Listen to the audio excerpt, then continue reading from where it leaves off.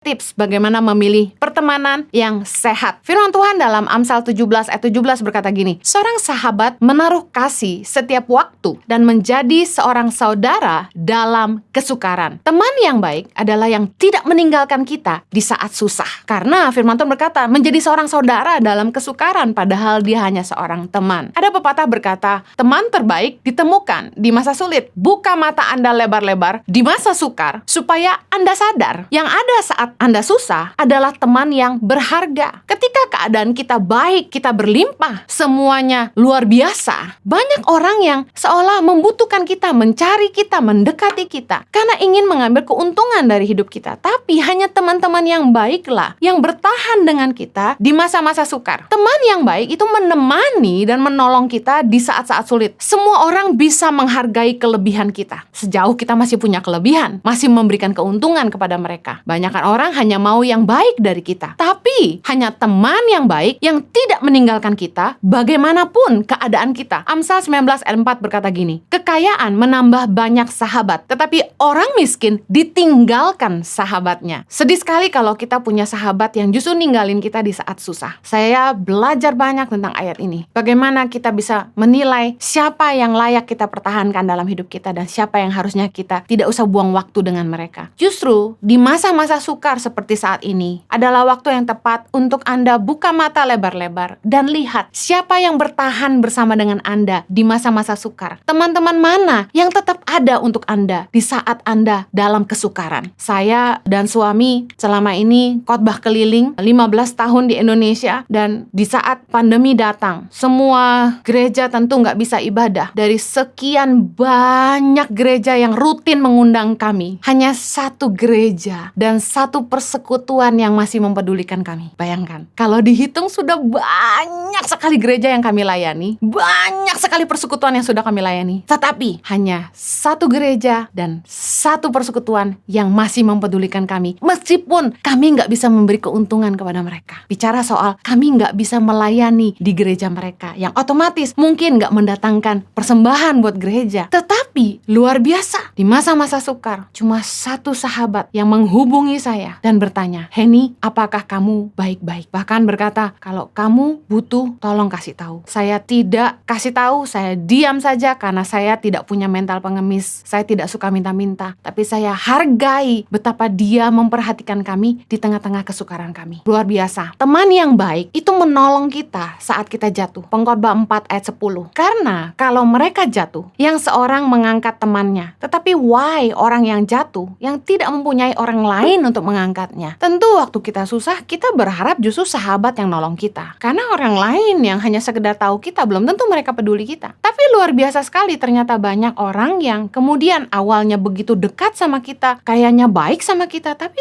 ketika kita susah, mereka nggak peduli juga sama kita. Hal yang paling penting untuk kita menilai sebuah hubungan itu layak atau tidak layak dipertahankan, justru di masa-masa sukar. Teman yang baik itu membangun dan menguatkan kita saat kita lemah, saat kita jatuh, bukannya malah mentertawakan kita. Yesaya 41 ayat 6 berkata gini, yang seorang menolong yang lain dan berkata kepada temannya, kuatkanlah hatimu. Kalau mereka nggak bisa bantu kita secara keuangan, paling tidak mereka ada di sana untuk mendoakan kita dan terus menguatkan kita. Tapi kalau justru di masa-masa susah, orang mulai tinggalkan kita, berarti mereka bukan sahabat kita. Pertemanan yang sehat adalah yang tulus berteman tanpa kepentingan. Amsal 14 ayat 20. Juga oleh temannya, orang miskin itu dibenci, tetapi sahabat orang kaya itu banyak. Sahabat orang kaya itu banyak, sedangkan orang miskin dibenci. Kenapa? Karena kalau dekat dengan orang kaya, biasanya ikut kecipratan juga berkat-berkatnya katanya. Harusnya kita belajar berteman itu jangan hanya mencari keuntungan untuk diri sendiri. Jangan sampai kita punya mental memanfaatkan kebaikan orang lain. Ada teman yang mendatangi kami ke rumah satu pagi, kemudian ingin pinjam uang, langsung jebret, Henny, pinjemin saya 50 juta. Saya kaget, terus saya bilang, maaf, saya nggak bisa kasih kamu, saya nggak punya. Kemudian dia bilang gini, ya sudah, dia marah, dia pergi, tinggalkan kami, dan sampai hari ini tidak pernah berteman lagi sama kami, tidak pernah nyapa kami. Padahal tadinya hubungannya sangat baik. Teman yang cuma mau datang pinjam uang nggak dikasih marah, kayak gini nggak layak jadi teman kita. Ada teman yang bahkan gini, ketika mereka merasa tidak diuntungkan lagi dari hubungan ini, mereka langsung memutuskan hubungan. Mereka nggak layak jadi teman kita. Harusnya teman itu bisa menerima kita apa apa adanya. Orang kaya sulit menemukan sahabat. Ada pepatah Indonesia berkata, ada gula, ada semut. Amsal 19 ayat 4. Kekayaan menambah banyak sahabat, tetapi orang miskin ditinggalkan sahabatnya. Nah, kalau kita diberkati secara keuangan, otomatis banyak orang yang deketin kita. Ketika kita punya jabatan, otomatis banyak orang deketin kita karena mereka semua punya kepentingan. Nah, saya katakan orang kaya pasti sulit menemukan sahabat sejati yang deketin mereka tanpa kepentingan. Nah, teman-teman yang deketin kita hanya untuk cari keuntungan, bukan teman yang baik.